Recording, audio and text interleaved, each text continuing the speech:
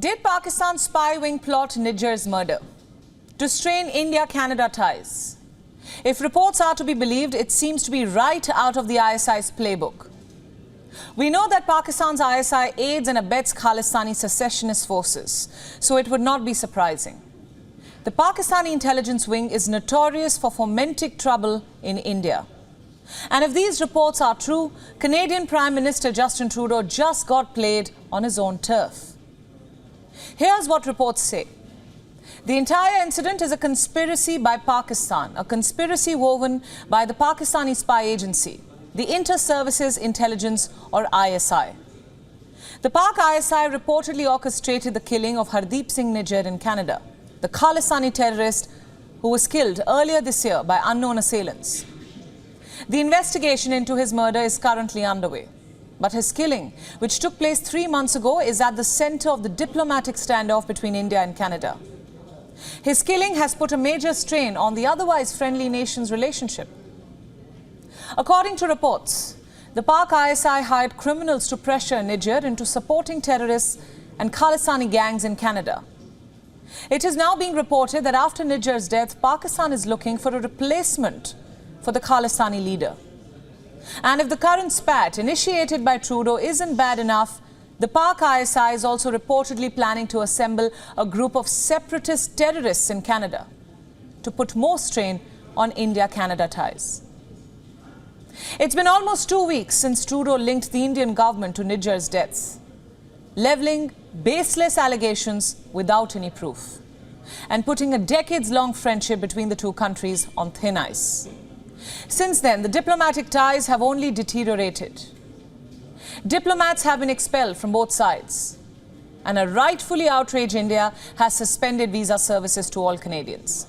This is despite the fact that India has time and again urged Canada to act against the Khalistani terrorists breeding on its soil. India has also asked Canada to provide proof, evidence for these allegations. It hasn't got any.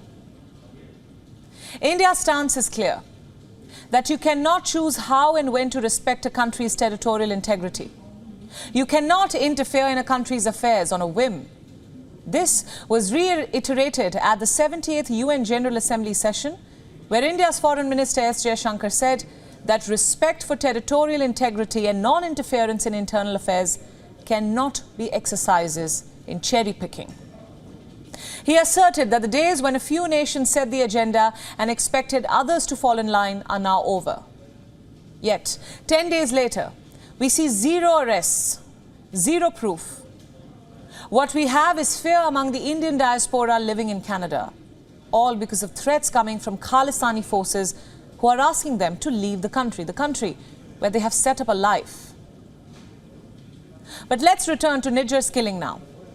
Some other reports say that the ISI wanted Nijjar to support the gangsters who recently arrived in Canada in the past 2 years. However, Nijjar leaned more towards supporting pro-Khalistanis. And all this conflicted with the ISI's agenda. To make matters worse, Nijjar's death strains Indo-Canadian ties, a win, a big win, for the Pakistan spy agency. But it doesn't end there. Reports indicate that the ISI is actively seeking Nijjar's replacement and mobilizing more terrorists within Canada. Now we know that Nijjar was running a terror ecosystem on Canadian soil, unchecked, undetected. We know that he was in close touch with other terrorists based out of Pakistan.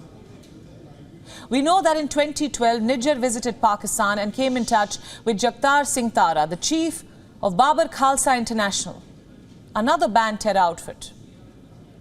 Tara supplied him with arms and trained him in assembling IEDs in 2012 and then again in 2013.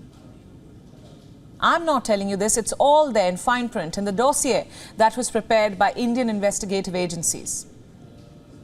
Since the row broke out, the role of the Pak ISI has come under scanner many times. Indeed, the so-called Khalistan movement has a strong Pakistani intelligence footprint. It is evident in their strategy, their tactics, their information warfare, and the operational matters of terrorist activities. Moreover, Pakistan has decades of experience in manipulating Western societies and spreading false anti-India propaganda. It provides a perfect blueprint for Khalistani groups to follow. Following the Pak ISI's playbook, Khalistani groups like the SFJ, Sikhs for Justice, and others disguise themselves as human rights organizations seeking legitimacy in the Western world. We all know they are far from them. An easy feat, since the West believes that it is the sole torchbearer, the sole arbiter of democratic values. They lecture the world on the importance of respecting territorial integrity.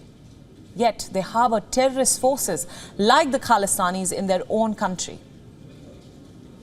But I digress. Let me get back to the Pak ISI. Just like the Pak spy agency, Khalistani groups operate under various aliases to create diversions. But what you won't catch Khalistanis do ever is raise the issue of ill treatment, forced conversions, abductions, and the cultural genocide of Sikhs in Pakistan and Afghanistan by Islamic extremists. Why is that? That is the Khalistani modus operandi. Naturally, when reports suggest that the Pak ISI may be involved in Nijjar's killing, it doesn't sound so shocking after all when you think about it, when you connect the dots. So, India's outrage at Canada for allowing this to happen is justified. The truth is that Canada has turned a blind eye to all the evidence presented by India for years now. It has turned a blind eye to hard facts, staring it in the face. It has turned a blind eye when Indian consulates have been attacked. It has turned a blind eye when Indians in Canada have been threatened openly.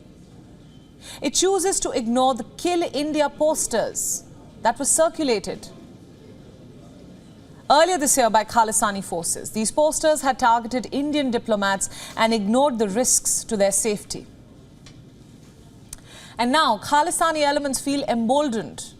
A few days ago, Khalistani terrorist and leader of the so-called Sikhs for Justice, Gurpatwant Singh Pannu, had issued a threat to Hindus. And now, pro-Khalistani graffiti has been found written on the walls of Kashmiri Gate flyover here in the Indian capital, New Delhi. Slogans such as Delhi Banega Khalistan and Khalistan Zindabad SFJ were found sprayed in black on the walls of the Kashmiri Gate flyover, which connects North Delhi and Southeast Delhi, and some other places as well. The Delhi police is currently probing the incident. It is important to note that Western nations have been reluctant to grasp India's concerns and fight against Khalistani extremists. And so, if this pattern continues, it could pose a significant obstacle in building trust between West and India. WION World is now available in your country. Download the app now and get all the news updates on the move.